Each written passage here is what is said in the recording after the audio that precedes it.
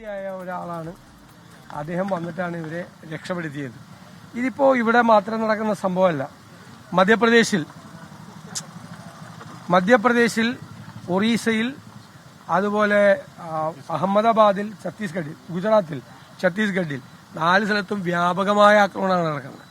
ഈ ചില കൊള്ള സംഘങ്ങളെ ഗവൺമെന്റ് അനുവദിക്കുകയാണ്. 2 മാസം കൊണ്ട് എല്ലാ ക്രൈസ്തവ സ്ഥാപനങ്ങളും കൊള്ള ചെയ്യണമെന്ന് പറയാണ്. ഒരാളെ പിടിക്കില്ല. കമ്മീഷൻ അടുത്തൊക്കെ ചെന്ന് ഒരു പരാതി പറയുമ്പോൾ ഞങ്ങൾക്ക് ഒന്നും ചെയ്യാൻ പറ്റില്ല എന്ന് പറയുന്നു. ഒന്നിൽ ബജരംഗ് ദളുകാരെ ആക്രമിക്കും, മനസ്സിലായില്ലേ, അല്ലെങ്കിൽ സംഘപരിവാറുമായി ബന്ധപ്പെട്ട ആളുകൾ ആക്രമിക്കും, ഇതുവരെയ്ക്ക് പോലീസ് ആക്രമിക്കും, അല്ലെങ്കിൽ ഗുണ്ടാ സംഘങ്ങൾ ആക്രമിക്കും. അപ്പം നിങ്ങളെല്ലാം ഒരുപാട് സ്ഥലത്ത് ബന്ധപ്പെട്ടുകൊണ്ടിരിക്കുകയാണ്. അപ്പം ക്രൈസ്തവർക്കെതിരായി രാജ്യവ്യാപകമായ ആക്രമണങ്ങൾ പെരുകുകയാണ്. വ്യാപകമായി ഈ വർഷം ഏറ്റവും കൂടുതൽ ആക്രമണങ്ങൾ നടന്ന ഒരു സമയമാണ്. ഏറ്റവും കൂടുതൽ ആക്രമണങ്ങൾ, ഗുരുതരമായിട്ടുള്ള പരിക്കാണ് ഇവർ കേൾക്കുന്നത്. ഞാൻ കഴിഞ്ഞ ദിവസം ഒരു അച്ഛനെ വിളിച്ചപ്പോൾ, ഒഡീഷയിൽ തന്നെ ഒരു അച്ഛനെ വിളിച്ചപ്പോൾ അദ്ദേഹത്തിന്റെ തോളല് തകർന്നിരിക്കുക.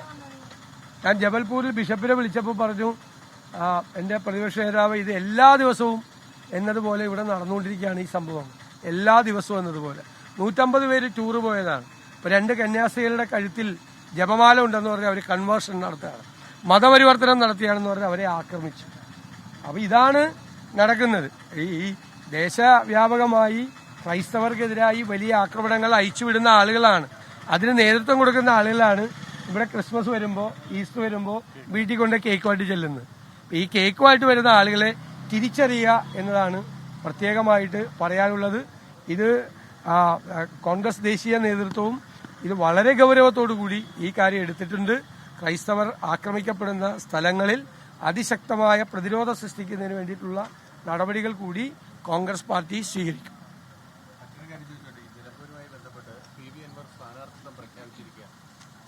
ഞാൻ ഇന്ന് രാവിലെ നിങ്ങളോട് കണ്ട് മുഴുവൻ കാര്യങ്ങളും പറഞ്ഞതാണ്. ഇനി എനിക്ക് അതിനെ സംബന്ധിച്ച് ഒന്നും പറയാനില്ല, ഒരു കാര്യവും പറയാനില്ല. അത് അതിനെക്കുറിച്ച് ഒന്നും ഞങ്ങൾക്ക് പറയാനില്ല. ഞാൻ പറയല്ലോ, അദ്ദേഹത്തിന് മത്സരിക്കാനുള്ള സ്വാതന്ത്ര്യമുണ്ട്. ഞങ്ങൾ ഇതുവരെ അദ്ദേഹത്തെ പ്രകോപിപ്പിക്കുന്ന തരത്തിലൊന്നും ഒരു വർത്തമാനവും പറഞ്ഞിട്ടില്ല. ഞങ്ങൾ ഒറ്റ കാര്യവും പറഞ്ഞിട്ടില്ല.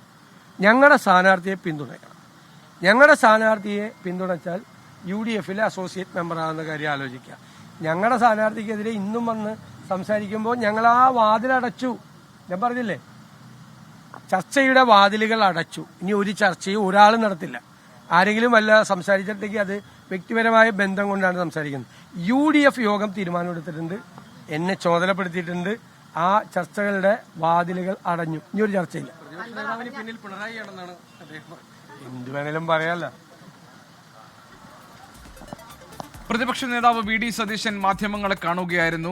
രാജ്യത്തിന്റെ വിവിധയിടങ്ങളിൽ ക്രൈസ്തവ ആക്രമിക്കപ്പെടുന്ന വിഷയമായിരുന്നു VD സതീശൻ സംസാരിച്ചു തുടങ്ങിയതെങ്കിലും പിന്നീട് നിലമ്പൂരിലെ രാഷ്ട്രീയ വിവാദങ്ങൾക്ക് അദ്ദേഹം മറുപടി പറഞ്ഞു. ഇനി ആരും തന്നെ UDFിൽ നിന്ന് ഒരൊറ്റ നേതാവും PV അൻവറുമായി ചർച്ച നടത്തില്ല. ചർച്ചകളുടെ വാതിലുകൾ പൂർണ്ണമായി അടഞ്ഞു കഴിഞ്ഞു. ആരെങ്കിലും ഇനി കൂടിക്കാഴ്ച നടത്തിയാൽ അത് വ്യക്തിപരമായ കൂടിക്കാഴ്ചയെ മാത്രം പരിഗണിച്ചാൽ മതി എന്നാണ് ഇപ്പോൾ VD സതീശൻ മറുപടി പറഞ്ഞിരിക്കുന്നത്. ഗുരുതരമായ ആരോപണങ്ങളായിരുന്നു PV അൻവർ VD സതീശനെതിരെ ഉന്നയിച്ചത്. സതീശന്റെ നിലപാടുകൾ പിന്നിൽ പ്രവർത്തിക്കുന്നത് പിണറായി വിജയനാണ് എന്നൊരു ആരോപണവും നേരത്തെ ഉന്നയിച്ചിരുന്നു.